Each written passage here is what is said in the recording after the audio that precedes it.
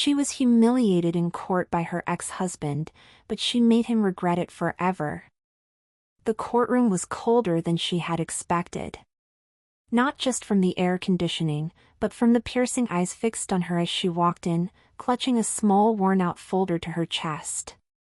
The woman, whose name had been reduced to just the plaintiff in legal documents, took her seat and avoided looking at the man she once called her husband.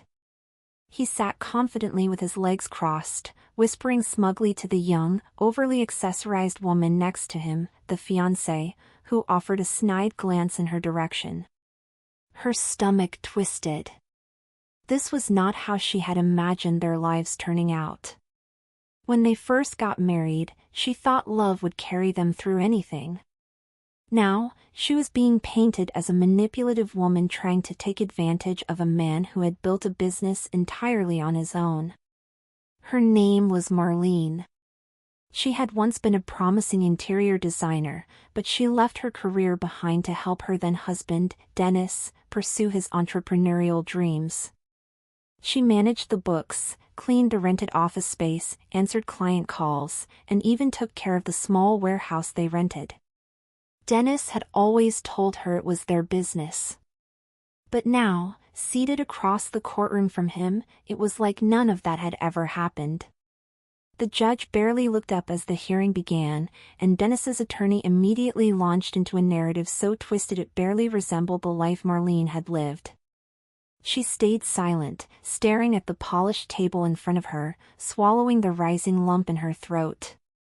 The woman Dennis now held close looked more like a trophy than a partner, and yet she had the nerve to smirk every time Marlene tried to speak. The first hearing lasted only 45 minutes, but it felt like a public execution. Dennis's lawyer accused Marlene of being unproductive, of contributing nothing to the growth of his business, and of sitting at home, spending his money. Marlene tried to respond, her voice soft, explaining her role in the early days of the company, but she was cut off mid-sentence. The judge asked her to stay on topic, implying her input was irrelevant at this point. She sank back in her chair, glancing at Dennis, who leaned in toward the mic and said with a smirk, "Your Honor, I don't mean to be harsh, but my ex-wife just wants a piece of something she never helped build." Laughter echoed softly from a few seats behind him, likely from his fiancée and her friends who had come to support him. When the session ended, Marlene left the courtroom slowly, her heels clicking against the marble floor, each step heavier than the last. Outside, Dennis lit a cigar and chuckled with his attorney, while his fiancée whispered loudly enough for her to hear, "Pathetic. She thinks showing up with old receipts is going to change anything?" Marlene clenched her jaw. She didn't reply. She didn't cry. But the ache in her chest made it hard to breathe. She had never felt so small. People she once invited into her home now treated her like an outsider, like she was just a nuisance dragging down the man who had supposedly moved on. Her mind raced as she reached her car. Maybe it was time to give up. Maybe they were right. Or maybe there was still something she hadn't uncovered yet. That night, Marlene couldn't sleep. Every time she closed her eyes, she saw Dennis's smug expression and heard the laughter of that courtroom echoing in her ears. The way his lawyer spun their history into something so unrecognizable was both disturbing and clever. He had come prepared, armed with spreadsheets, sanitized bank statements, and carefully curated timelines that omitted her entirely. She knew what this was. Dennis had rewritten their past. And everyone, even the court, was ready to believe him. She spent the night digging through old boxes in the garage, pulling out folders marked with sticky notes and coffee stains. She found old journals, receipts for furniture she helped pick for the office, her personal checkbook showing deposits made into their joint account during the early years when Dennis was still delivering orders himself. But what did any of this matter now? The next morning, while sipping coffee that had gone cold in her hands, she thought of someone she hadn't spoken to in years, Yvonne, Dennis's first business partner. Yvonne had quietly left the company before it took off, but Marlene remembered she used to keep meticulous files on everything. Maybe she still had copies. Maybe she could help. On impulse, Marlene called her. After a long pause, Yvonne picked up and said, "Marlene? I didn't think I'd ever hear from you again." Her voice was cautious. Marlene explained the situation, choosing her words carefully. Yvonne was silent for a moment before replying, "I always knew he'd try to erase you. Meet me tomorrow. I kept some things. I just didn't know if I'd ever need them." And just like that, something stirred in Marlene again, not anger, not bitterness, but resolve. Driving to Yvonne's apartment the next day brought back memories Marlene had buried deep. The long nights organizing invoices by hand, the late dinners at home while Dennis planned logo designs, the endless phone calls she made to vendors while juggling housework. But in court, none of that counted. She had no title, no official documents that recognized her as anything but the wife. Yvonne greeted her with tired eyes and a gentle hug. The apartment smelled of paper and cinnamon tea. She led Marlene to a box tucked under a shelf, labeled Old Docs, 2010 to 2014. Inside were printouts of email threads, payment schedules, handwritten notes about early expenses, and even a signed document naming Marlene as operational partner, unofficial, family, during the company's first 2 years. "He made me cross it out when we rewrote everything for investors," Yvonne said. "But I never threw this one away." Marlene's hands trembled slightly as she flipped through the pages. It wasn't just about money. It was about being seen. She had poured her time, skills, and emotional labor into something that Dennis now presented as his solo journey. "Why did you keep all this?" Marlene asked quietly. Yvonne gave her a long look. "Because I knew how he was. Because I knew one day, you might need proof." They sat for hours going over every piece of paper. Marlene scanned everything into a USB drive before she left, heart pounding. For the first time in weeks, she felt like she could breathe. This wasn't over. Not yet. The next few days were a whirlwind of old memories and new strategies. Marlene met with a public attorney named Camille, a sharp and passionate woman who had built her career on defending women in complex family and financial cases. Camille listened intently as Marlene explained the timeline, occasionally scribbling notes while reviewing the files from Yvonne. "There's a lot here," Camille finally said, eyes scanning the document naming Marlene as an operational partner. "This alone won't win the case, but it shifts the narrative. You weren't just the wife, you were part of the business." Marlene nodded, overwhelmed but grateful. For the first time, someone believed her without question. Camille smiled slightly. "I've seen men like Dennis before. Let's see how confident he is when we start asking the right questions in the next hearing." They worked late into the evenings preparing a new defense, one that focused on forgotten documents, informal contracts, and testimonies from early collaborators who remembered Marlene's presence. Camille contacted a forensic accountant to look into the company's tax filings. If Dennis had hidden assets, and Camille strongly suspected he had, that could change everything. Meanwhile, Marlene returned to her quiet apartment every night feeling like a different woman. Not fully confident yet, but no longer ashamed. She replayed Dennis's words in her head, not to feel pain, but to stay focused. He had underestimated her. Everyone had. But now, she had something more powerful than revenge. She had the truth, and someone willing to help her tell it. Marlene began to realize just how much she had lost herself during the marriage. For years, she had been consumed by the rhythm of Dennis's ambitions, ignoring her own desires. Now, alone in her modest apartment, she was forced to confront a silence she hadn't heard in years. The phone no longer rang with business calls, no one asked for her help, and the only voice that echoed through the rooms was her own. But in that emptiness, something unfamiliar began to bloom, a fragile sense of identity that had been buried beneath years of compromise. Each day she woke up a little earlier, sat with her coffee a little longer, and allowed herself to feel again, even if the feelings were bitter. What made the days harder were the whispers. Friends she once hosted in her home now avoided her gaze in public. At the grocery store, a woman she had known for years turned the other way, as if divorce were a contagious disease. Rumors were spreading that she had tried to take everything, that Dennis was generously offering support, but she wanted more. Marlene could only shake her head at how quickly people chose sides, how easily a lie told with confidence became truth in the eyes of the world.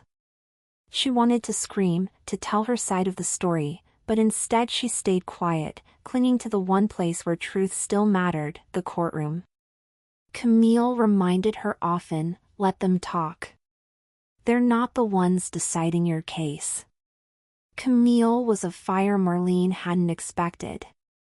The younger woman was relentless, diving into every detail with sharp instincts and an unwavering sense of justice. She treated Marlene not as a victim but as a client with power. In Camille's small office, surrounded by case files and legal codes, Marlene felt something she hadn't felt in a long time: strength. They went through old credit card statements, tax filings, handwritten notes, anything that could prove Marlene's unseen labor during the years the company grew. He built a business, Camille said, flipping through a binder, but he built it on your back. And we're going to show that. The process wasn't easy. Dennis's legal team was well-funded and aggressive. They submitted motions to dismiss parts of her claims and tried to discredit every document she produced. They mocked the informal contracts and accused Marlene of desperation. But Camille responded with calm precision. Every attack was met with a well-prepared response, every insult turned into an opportunity. The court needs to see who you were, she told Marlene. Not who he says you were. It was grueling, emotionally draining work, but slowly, the tide began to turn. Camille filed a request for a formal forensic audit of Dennis's company, and the judge, to everyone's surprise, approved it. The audit became a turning point. Within 2 weeks, the independent team discovered inconsistencies in Dennis's reported income during the early years of the company. Large deposits had been labeled as gifts or external investments, but several of them traced back to Marlene's own accounts. She had loaned Dennis her savings more than once, never documented, always under the assumption that they were building something together. The auditor's report stated that the contributions, though informal, were substantial enough to indicate a form of partnership. Camille smiled as she read the findings. They can no longer pretend you were just a shadow. Meanwhile, Marlene remembered a box of old emails stored on her outdated laptop. Camille sifted through hundreds of messages and stumbled upon correspondence between Marlene and Dennis discussing client contracts, invoices, and even vendor negotiations. One particular message stood out. Dennis had written, "Thank you for handling the logistics again. I couldn't do this without you." That email was dated 6 months before the company was officially registered under Dennis's name. It was simple, but it was human. It painted a picture far different from the narrative his lawyer had built. It showed collaboration, not dependence. And that changed everything. Buried in the pile of documents Yvonne had given Marlene was an unsigned draft of an early business agreement. It listed Marlene as a 40% partner, something they had discussed during long nights at the kitchen table, scribbling ideas on napkins and budgeting their modest savings. At the time, Dennis had promised to make it official once things were stable. But stability came, and the promise vanished. Camille knew the draft itself wouldn't be enough in court, but combined with the emails, the audit, and witness statements, it painted a compelling picture. The judge would see it not as fiction, but as evidence of intention. Camille began preparing the next hearing with calculated precision. They would shift the focus from Marlene's alleged laziness to Dennis's erasure of her contributions. They would argue not for pity, but for fairness. "Let them mock," Camille said, "but we're not playing their game. We're rewriting the rules." As they organized folders into neatly labeled sections, Marlene looked at the unsigned agreement and felt a pang of something deeper than regret. It wasn't just about the money or recognition, it was about trust. A trust she had invested in a man who had turned their shared dream into a private empire, leaving her in the rubble. The morning of the second hearing felt different. Marlene wore a tailored navy suit borrowed from her cousin, her hair tied back, and a quiet resolve in her posture. Dennis, by contrast, wore the same smirk as before, his fiancée dressed like she was attending a red carpet event. The courtroom was more crowded this time, word of the audit having stirred curiosity. As Camille began her presentation, detailing the financial inconsistencies and introducing the early documents, the mood in the room shifted. Even the judge leaned forward slightly, intrigued. Dennis's lawyer tried to object, but Camille remained unshaken. "We're not speculating," she said. "We're presenting facts." Then came the email. Camille read it aloud, her voice calm but deliberate. "I couldn't do this without you," Dennis had written. The courtroom went silent. For a moment, Dennis's confidence faltered. His fiancée whispered something, but he ignored her, staring at the email like it had betrayed him. Marlene didn't look at him. She looked at the judge, who now saw her not as a silent ex-wife, but as someone with a voice. Someone who had been erased and was now rewriting her story, one truth at a time. The judge turned to Dennis's team and said, "I'll need a detailed response to these new claims. And all original financial records from the founding year." Dennis shifted in his seat. The game had changed. Back in Camille's office, Marlene sat silently while her attorney flipped through a binder with highlighted notes and colored tabs. Between pages, Camille pointed at something that had been missed earlier, a clause in Dennis's original company registration. Though Marlene's name wasn't listed as an owner, the clause referenced an operational co-contributor during the first fiscal year. That vague term might have seemed insignificant then, but Camille saw its value now. "This may have been an attempt to acknowledge you without giving you power," she said. "But it gives us leverage." They scanned the document, ready to bring it to the judge. Every word counted now. Marlene felt a shift within her. She no longer walked into Camille's office with hesitation, and she no longer clutched papers like a fragile victim. She took notes, asked questions, and analyzed timelines. What had started as a desperate attempt to defend herself was now a pursuit for truth, not just hers, but one that could set a precedent. "Women like me don't leave footprints," she told Camille. "We wipe counters, hold clipboards, keep books. But we're invisible when it matters." Camille responded simply, "Not anymore. Not in this courtroom." They were ready for the next hearing, and this time, Marlene wasn't afraid of being seen. Dennis's lawyer grew visibly agitated during the third hearing. Camille's calm unveiling of financial records, emails, and internal memos dismantled the image they had worked hard to paint.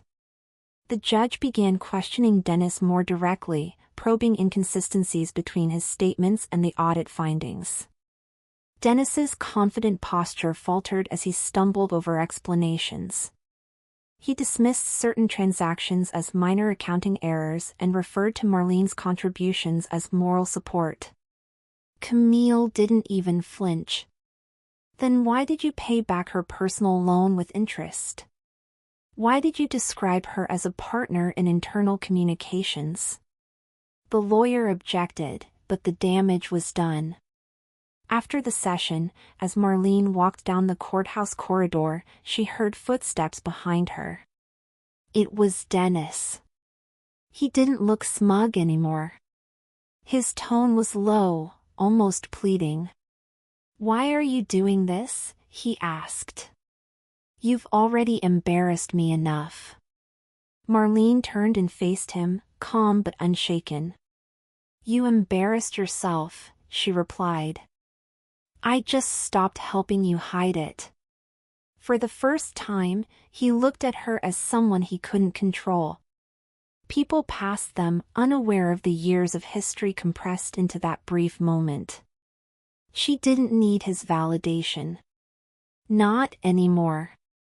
With the judge now attentive to the discrepancies, Camille filed a motion to subpoena older tax filings and correspondence with former clients. It was a risk. If the documents came up clean, their case might lose momentum. But the risk paid off. Several clients provided signed statements confirming that Marlene had been their point of contact in the company's early days. One even remembered writing her name on a payment envelope, unaware that she wasn't listed as an official employee. "She handled everything," one of them wrote. "Dennis only showed up for the final meetings." That testimony struck deep. Camille compiled the statements and added them to the expanding list of exhibits. The narrative was shifting. Marlene was no longer a silent ex-wife clinging to her former husband's fortune. She was becoming what she had always been, a co-founder stripped of her title. During breaks, even opposing attorneys glanced uneasily at each other, whispering under their breath. Dennis was beginning to realize that the courtroom wasn't just listening to him anymore. The judge called for a formal review of ownership claims, and with each session, Marlene's truth solidified. Brick by brick, the version of history Dennis had built was crumbling. Dennis's composure continued to unravel. At the fourth hearing, he arrived late, visibly disheveled, and snapped at his attorney before they entered the courtroom. His fiancée was no longer by his side. Whispers suggested that she had distanced herself after the audit report. The courtroom was tense. Camille introduced an overlooked invoice signed by both Dennis and Marlene, a payment to a vendor for promotional materials in the company's second month of operation. "Who signs invoices if they don't work there?" she asked the court. Dennis's lawyer objected weakly, but the judge overruled it. The silence that followed spoke louder than any testimony. Marlene watched it all from her seat with measured calm. She didn't smile. This wasn't about vengeance. It was about justice. Dennis had spent months trying to convince the world she was a footnote, but now, even the court clerk looked at her with recognition. In just a few months, she had gone from invisible to undeniable. Camille glanced at her during recess and said, "He's unraveling. He's going to make a mistake. Just keep showing up." And Marlene did, not just to court, but to her own life, piece by piece reclaiming what had been taken from her in silence. One morning, before the fifth hearing, Camille received a call from Dennis's legal team. They wanted to talk settlement. Marlene and Camille sat across from Dennis and his lawyer in a sterile conference room, where the offer was presented with careful wording, a lump sum payment in exchange for dropping all further claims. The amount was generous on the surface, but Camille read between the lines. "They're scared," she whispered. Marlene listened, arms crossed. Dennis leaned forward, trying to sound reasonable. "This doesn't need to go any further. You've made your point. Let's just end this." Marlene paused before answering. She thought of every night she had stayed up organizing receipts, every humiliating word spoken about her in court, every year she went without recognition while building his business. Then she spoke clearly, "I'm not settling for silence. I want the truth on record." Camille smiled slightly. The offer was rejected. As they walked out, Dennis muttered, "You'll regret this." Marlene didn't even turn to look at him. Regret had already had its time in her life. Now, she was living in resolve. The courtroom was packed again. Camille presented the timeline in full, a meticulously crafted sequence of contributions, meetings, and contracts that clearly showed Marlene's involvement from day one. As each item was shown, Dennis grew more tense, fiddling with his watch, avoiding eye contact with anyone in the room. Camille's voice never wavered as she revealed the pattern of financial manipulation and legal omission. The final slide was a handwritten note from Dennis to Marlene from years ago. "You saved this company today. I owe you everything." That single sentence hit harder than any legal argument. The judge read it twice, then looked directly at Dennis.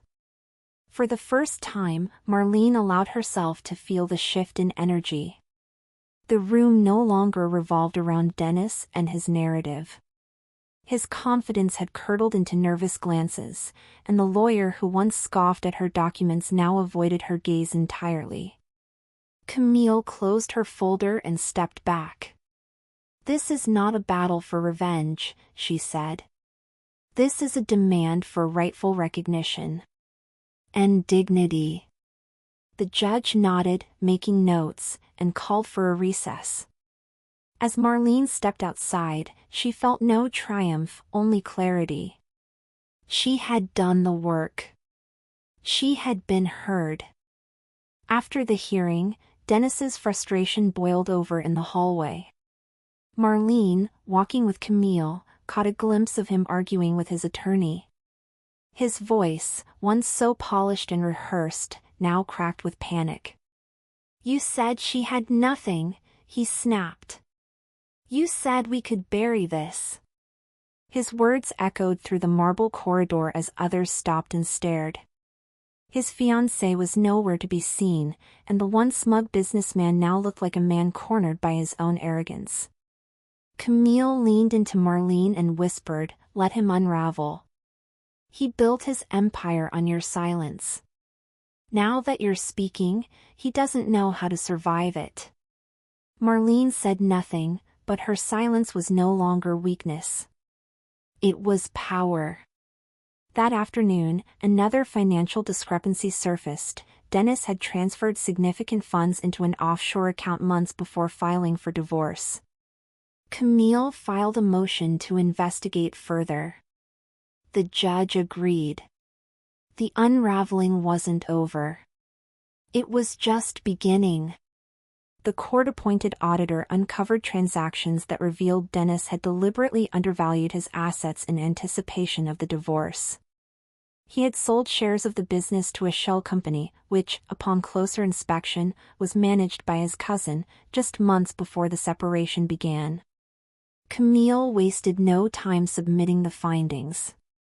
This wasn't just manipulation, she told the court. It was premeditated financial deceit. The judge's expression hardened. When Dennis took the stand again, he stumbled through vague explanations. His tone, once commanding, now bordered on desperate. "I wasn't hiding anything. I was protecting the company," he claimed. But Camille was ready. "From whom? From your wife? The woman who helped you build it?" The silence that followed was heavy. Dennis looked down, and for the first time, it was clear he knew he had lost the room. Marlene didn't flinch. The truth was no longer whispered. It was being spoken, publicly, permanently. Camille called Yvonne to the stand. The courtroom listened as she recounted those early years, late nights, shared budgets, and how Marlene handled operations while Dennis networked. She was the backbone. He was the face, Yvonne said. Without her, the company wouldn't have made it past year one. The statement carried weight. Yvonne had once been Dennis's ally. Now she exposed him with steady, measured words. Dennis's lawyer tried to undermine her credibility, suggesting she held a personal grudge. But Yvonne was unshaken. I left the company because I saw what he was becoming. And I kept the documents because I knew one day the truth would matter. Her words echoed in the room. Marlene sat straighter in her seat, her eyes locked on the judge, who now watched her with a new kind of focus, one that came not from sympathy, but from respect. Though the final ruling was not yet delivered, the judge made a preliminary statement. There is compelling evidence that the plaintiff made substantial, measurable contributions to the business, and these contributions were knowingly omitted in both financial and legal declarations submitted by the defendant. Dennis's face dropped as the judge turned to him. This court is considering sanctions based on the patterns of deception presented. The courtroom buzzed with quiet murmurs. Camille placed her hand gently on Marlene's arm. "This is what justice sounds like," she whispered. Marlene nodded, blinking away the weight of it all. For years, she had lived beneath the shadow of someone else's success. Now, step by step, she had reclaimed her place in the story, not as a bystander, not as a burden, but as a builder of what Dennis once called his empire. And it was far from over. News of the court's preliminary findings began to spread beyond the courthouse. A local financial journal published an article outlining the audit results and hinted at possible fraud in Dennis's company history. Investors took notice. Within days, 2 major partners withdrew their support, citing reputational concerns. Dennis called it temporary panic, but panic quickly turned to fallout. Camille watched the developments closely, knowing they could indirectly support Marlene's claim. "This wasn't just about what he did to you," she said. "It's about the pattern of deception. People are starting to see it." Meanwhile, Marlene received a message from a woman she barely remembered, one of Dennis's early employees. The message read, "I've seen what you're doing. I remember how hard you worked. Thank you for speaking up." That message stayed with Marlene for days. It wasn't validation she needed, but it reminded her that the truth has a ripple effect. When one person breaks the silence, others often find the courage to speak too. And the more that spoke, the weaker Dennis's mask became. The collapse had started, not with a crash, but with a quiet unraveling. Camille received a call from the forensic auditor. A previously undisclosed ledger had surfaced in the financial review. Hidden in a private drive, the document listed early expenses and repayments, some of which were traced directly to Marlene's old accounts. Camille printed every page and laid them out across her office floor. "This," she said, "is our proof that he not only received her money but tracked it, quietly and deliberately." The transactions matched with Marlene's old checkbook entries. Each transfer, each deposit, each undocumented repayment, all hidden in what Dennis had called miscellaneous operations. Camille filed a motion to introduce the ledger as evidence. In court, the judge raised an eyebrow at its content. "Mr. Dalton," he said to Dennis, "why would you document personal loans in a business ledger unless you acknowledge them as part of the company's operation?" Dennis stuttered. His lawyer shifted in his seat. There was no easy answer. And the silence that followed said everything. Marlene sat still, calm, watching her truth materialize in black and white before the court. It wasn't just a victory. It was a revelation. Outside the courthouse, reporters gathered again, cameras ready. This time, they weren't there to hear from Dennis. Rumors had spread that his fiancée, Heather, had officially ended their engagement. She hadn't shown up at any recent hearings and now released a short statement through her lawyer. "I was unaware of the full extent of the financial history and no longer wish to be associated with this matter." It was cold, impersonal, and final. Dennis, already fraying at the edges, now faced public abandonment. For Marlene, the moment carried strange weight. Heather had been cruel to her in the beginning, smug and condescending. But now, Marlene felt nothing toward her departure. She didn't need revenge. Life had delivered its consequences without her interference. Heather was simply another piece of Dennis's facade, and now even that piece had cracked. Camille said softly, "It's amazing what the truth does. It makes people disappear when they can't benefit from the lie anymore." Marlene nodded. She wasn't focused on who was leaving Dennis. She was focused on what was finally returning to her, her voice, her worth, her place. As the next session began, the courtroom was quiet. The energy was different, heavier, more serious. The judge had reviewed all materials and requested a final round of statements from both sides. Camille stood first. Her words were deliberate, firm. "This is not a case of lost money. It is a case of erased labor, dismissed partnership, and calculated erasure of someone who helped build an empire." Then she paused. "And now, the silence that once protected that erasure has been broken." Dennis's lawyer attempted a rebuttal, but it was weak. He claimed misinterpretation, blamed the accountant, and even questioned Camille's tactics. But the courtroom wasn't listening the same way anymore. The judge had seen the documents, the timelines, the signatures. When Dennis was asked to speak directly, his voice was quiet, his sentences short. "I didn't intend to hurt anyone," he muttered. But the damage was done. And intentions no longer mattered. Facts did. The courtroom was still when the judge began to speak. His tone was even, but his words carried weight. "This case has illuminated not just a legal matter, but a broader truth, that contributions made without title or documentation are still contributions. And in this case, substantial ones." He paused to let the silence settle.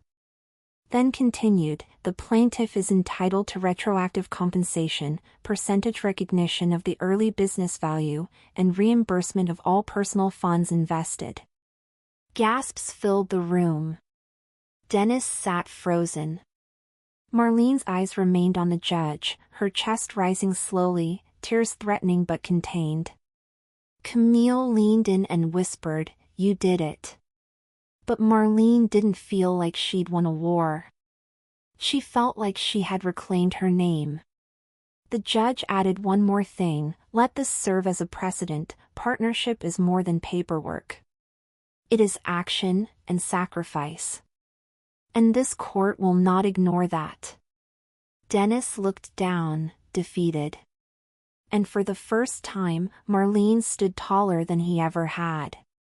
After the verdict, the courtroom slowly emptied, leaving behind only the echoes of chairs scraping and murmured conversations. Marlene sat still for a while, her hands folded in her lap, the moment soaking into her bones. There was no applause, no dramatic celebration, just a quiet, dignified exhale. Justice had been done, not with vengeance or shouting, but with evidence, courage, and patience. Camille packed their things, glancing at Marlene. "You don't have to say anything," she said softly. Marlene smiled faintly. "Good," she whispered. "Because for the first time in years, I have nothing left to prove. Outside the courthouse, reporters hovered near Dennis, who tried to push past them, head down, his once polished appearance now replaced by dark circles and rushed answers. No one cared about the suit he wore or the car he drove anymore. Marlene, on the other hand, exited from the side door, unnoticed and unbothered. Camille offered to call a car, but Marlene shook her head. "I want to walk." The air was cool, the sky clear, and each step felt lighter. The world hadn't changed, but she had. That was enough. Back at home, Marlene found an envelope taped to her door. No name, no return address, just a simple white envelope. She hesitated before opening it. Inside was a handwritten letter. It was from one of Dennis's former employees, someone she hadn't spoken to in years. "I saw the hearings. I remembered how you stayed late to help when the rest of us went home. I just want to say, I'm sorry. I should have said something back then. Thank you for standing up now." Marlene folded the letter slowly, feeling the weight of it settle in her chest. Not guilt, something else. Closure. She placed the letter in a drawer beside the court documents, tax filings, and old photos she'd used for evidence. These weren't just pieces of paper anymore, they were fragments of a life she was finally putting back together. That night, for the first time in months, she slept with the window open. The wind rustled through the curtains, and the night felt still. Not empty. Just still. A week later, Camille called with surprising news. A non-profit organization that supports women in business disputes saw the case, she said. They want you to speak at one of their conferences. Marlene laughed quietly. Me? What would I even say? Camille replied, "Say what you lived." At first, Marlene hesitated. She was never the public type. But something about it called to her, not the stage, but the idea that her pain might help someone else avoid it. She agreed. Not for fame, not for recognition, but for the chance to say out loud what so many women kept inside. The conference hall was modest, filled with professionals, students, and legal advocates.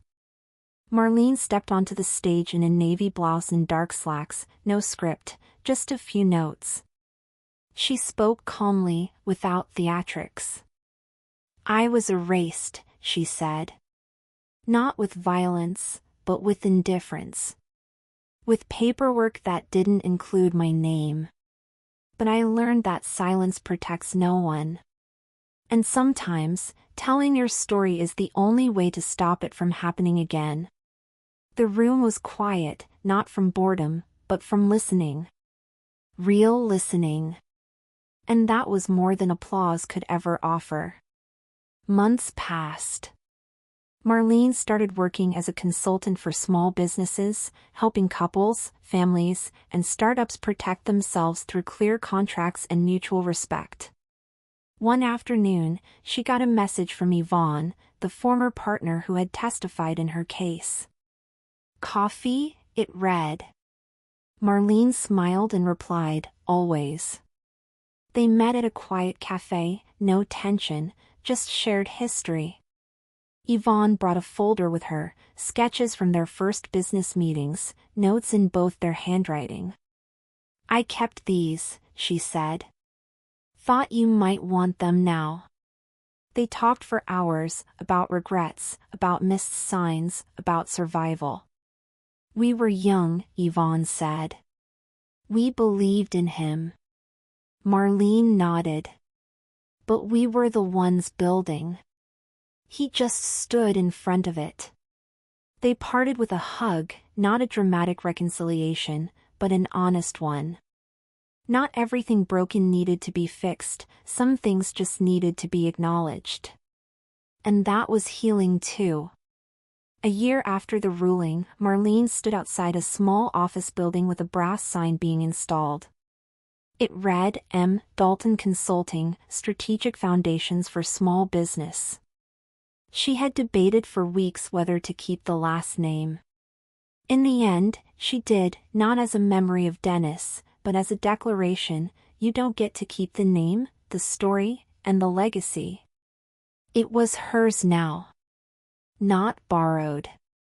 Not shadowed. Hers. She unlocked the glass door, placed her bag on the desk, and opened the window. Her assistant entered minutes later with 2 coffees and a stack of new client inquiries. "Ready?" the young woman asked. Marlene smiled. "More than ever." The city buzzed outside, unaware of the quiet triumph unfolding in that modest room. Marlene didn't need a grand ending. Her victory wasn't in headlines or awards, it was in every step she took, fully herself, finally seen. And in that simple, undeniable truth, she had not only survived. She had rewritten everything.